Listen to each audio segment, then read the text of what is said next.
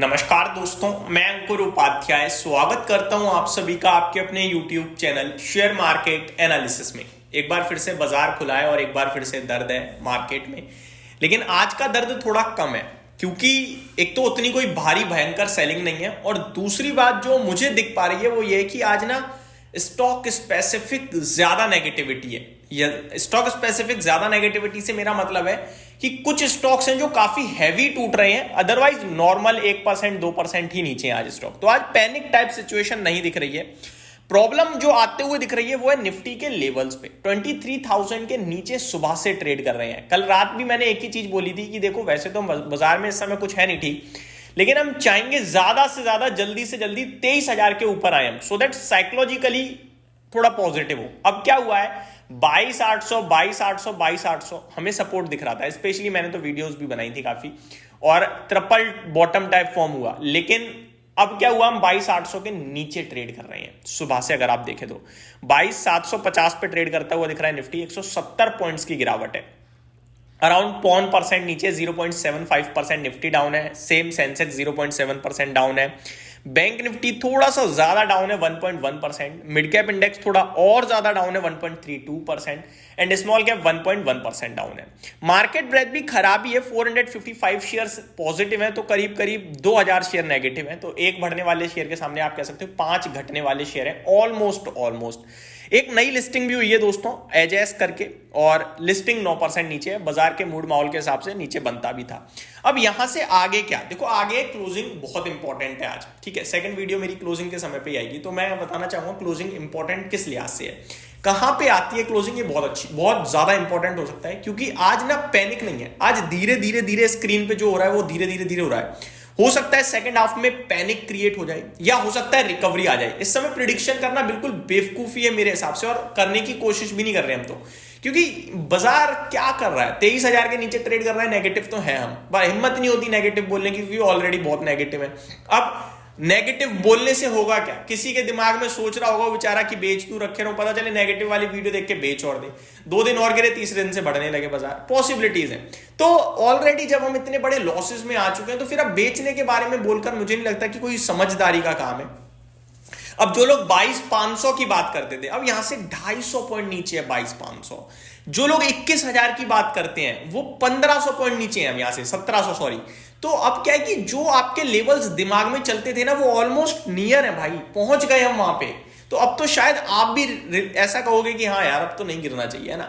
But क्या होता है कि बाजार जैसे जैसे नीचे जाएगा, जो ट्रोलर्स हैं या जो बाजार में गणित लगाते रहते हैं फालतू का, वो नीचे के लेवल्स लाते जाएंगे। ये होता आया है, जिंदगी भर होता रहेगा। कोविड में जब निफ्टी 12,000 से 7,500 आया था ना, ट्रस्ट मी पता है क्या मीम्स बनते थे उस समय, बाजार खत्म हो जाएगा, निफ्टी 1,000 हो जाएगा, 2,000 हो जाएगा। नहीं होता मेरे भाई। आप 24,000 से कहते थे 23,000, 23,000 से कहते थे 22,500, 22,500 पे पहुंच रहे हैं तो कहोगे आप 22, फिर 21 कहोगे, 19 कहोगे, फिर 15 भी कहने लगेंगे हम। लेकिन वो जब घूमेगा ना तो फिर वो मौका नहीं देगा। तो ऑलरेडी मेरा मानना है बहुत लॉसेस हो चुके हैं। अब यहां से 1,000-1,500 पॉइंट और गिर जाए 5-7% और हो गया, और क्या है। जब इतना दर्द दे लिया है तो इतना और सही, यही मैं तो कह सकता हूं अपने व्यूअर्स के साथ। तो बेचकर देखो, मैं अपना व्यू बता रहा हूं, मैं अपना व्यू रख रहा हूं कि मेरे को पैसे की तो नीड है नहीं भाई। मैंने बाजार को दिया था, तू ले भैया, अब तेरी मर्जी, जो तेरे को करना है कर, पैसा बनाना है बना, डुबाना है डुबा, पर मैं बैठा रहूंगा। मुझे इतना पता है अगर मेरा इतना डूब रहा है तो कंपनी इतनी डूब रही है और बड़े इन्वेस्टर्स इतना डूब रहे हैं। मैं तो क्या बेचारा, मैं तो कुछ भी नहीं डूब रहा। समझ रहे हो बात को। तो आप भी यही सोच लो कि अगर जा रहा है तो कंपनी तो खत्म ही हो जाएगी। ऐसे तो अगर कंपनी खत्म हो जाएगी तो आपके पैसा भी गया। यहां पे काम आएगा डाइवर्सिफिकेशन। आपने जब खरीदा था तो कितना डाइवर्सिफिकेशन किया, कितना आपने अपनी पोर्टफोलियो को डाइवर्सिफाई किया, कितना परसेंट किस स्टॉक में लगाया। कहीं बहुत ज्यादा लगा दिया और वही खत्म हो गई तो प्रॉब्लम है। इक्वल वेटेज में है तो फिर ज्यादा प्रॉब्लम नहीं है। ये सारी चीजें ना तेजी के बाजार में बहुत खराब लगती हैं। अबे चल, एक ही बार में सारा पैसा लगा दो एक शेयर में, तभी बड़ा पैसा बनेगा। रिस्क है तो रिस्क लेना चाहिए। आज की डेट में आपको समझ में आएगा कि डाइवर्सिफिकेशन की क्या इंपॉर्टेंस है।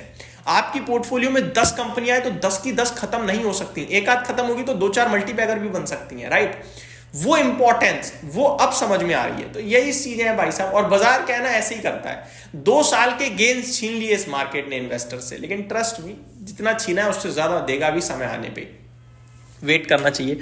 अब आते हैं करंट सिचुएशन में। करंट सिचुएशन में 23,000 के ऊपर जब निकलेंगे तो थोड़ा रिलीफ करेंगे। अभी तो दिख नहीं रहा कि 23,000 के ऊपर निकले हम।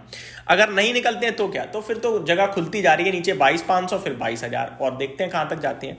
तो ये आपके लिए कुछ इंपॉर्टेंट चीजें होगी मार्केट को लेकर। अब आता हूं स्टॉक स्पेसिफिक। सब लाल है, सब लाल। फार्मा आ रहे निशान में ½ % ऊपर है, बाकी FMCG, फाइनेंशियल सर्विसेज, IT सब नीचे है। सबसे ज्यादा नीचे है रियल एस्टेट। ठीक है जी।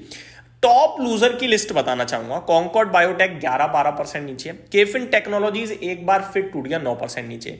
इस शेयर को लेकर मैंने वीडियो भी बनाई थी कि कैम्स और केफिन टेक दोनों म्यूचुअल फंड में मोनोपोली प्ले कर रहे हैं। केफिन टेक ट्रेड कर रहा है भैया 70 के पीई पे और कैम्स ट्रेड कर रहा है 40 के पीई पे। मतलब ही नहीं बनता केफिन टेक को उठाना। उस समय लोगों को समझ में नहीं आया क्योंकि वो भाग रहा था। आज की डेट में केफिन टेक का पीई हो गया है 49। शेयर बाजार में कितना घटेगा, कितना सस्ता होगा ये नहीं पता है और कितना महंगा होगा ये नहीं पता है, लेकिन at the end actual value पे आएगा ये पता है। ये आप भी समझ लो। आज आपको लग रहा है ना कोई शेयर गिरता ही जा रहा है, गिरता ही जा रहा है, गिरता ही जा रहा है, वो ओवर रिएक्शन दे रहा है, लेकिन वो एक्चुअल वैल्यू पे आएगा वापस। और कोई जब बढ़ता है तो वो भी एक्चुअल वैल्यू पे वापस आता ही आता है। ये आप समझ लो, बस इतना सीख लो इस फॉल में तो मजा आ जाए, लाइफ के लिए आपके आगे बढ़िया रहेगा। आगे बढ़ते हैं दोस्तों। कुछ स्टॉक्स बताना चाहूंगा, रिजल्ट्स के दम पे रिएक्शन दे रहे हैं। कल मैंने शॉर्ट में कवर करे थे। जेनटेक मैंने आपसे कहा था नंबर खराब दिख रहे हैं, मार्जिन में बहुत प्रेशर आया है दोस्तों। 20% का सर्किट लगा दिया है इसने नीचे का और बनता भी बहुत भागा हुआ भी स्टॉक था। यूफ्लेक्स के नंबर्स ठीक लग रहे थे और अच्छे रिएक्शन भी आ रहा है, 6% ऊपर है।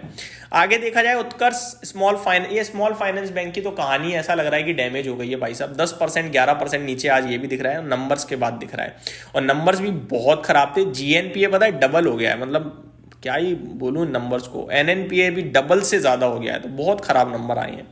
ठीक है, तो ये आपके लिए कुछ स्टॉक्स हैं। टॉप गेनर की लिस्ट भी है, ऐसी बात नहीं है कि कोई बढ़ नहीं रहा है। ग्लैक्सो स्मिथ फार्मा बढ़ता हुआ दिख रहा है 17%, मन्नापुरम बढ़ता हुआ दिख रहा है 6%। आई थिंक ये जो मन्नापुरम का सीन है, ये जो बैन में था वो निकला है तो उसकी वजह से तेजी, अदरवाइज कोई रीजन तो है नहीं ऐसा मुझे लगता है।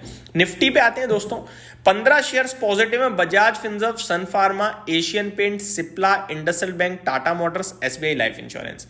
और बचे हुए 35 है नेगेटिव। M&M है टॉप लूजर 4.5% नीचे। Hindalco, Hero MotoCorp, BEL, ICICI bank, Bharti Airtel, ये कुछ स्टॉक्स हैं जिनमें आपको आज पिटाई पड़ते हुए दिख रही है।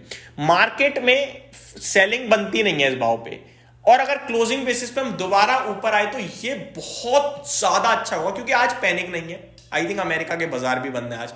तो आप क्या करोगे, नीचे गए, सब कुछ दिखाया, सबके स्टॉप लॉस कटवा दिए। 22,800 वाला कटवाया, 22,750, 725, हाँ 725 वाला भी कटा है। 725 वाला नहीं कटा, 25.45 का एग्जैक्टली लो लगाए और वहां से अगर रिकवर हो गए 23,000 के ऊपर आ गए हम, तो भाई वाह, ये सपने हैं अभी मेरे फिलहाल, तो ऐसा मैं कह सकता हूं। अगर हो गई क्लोजिंग वहां तो मजा आ जाएगा।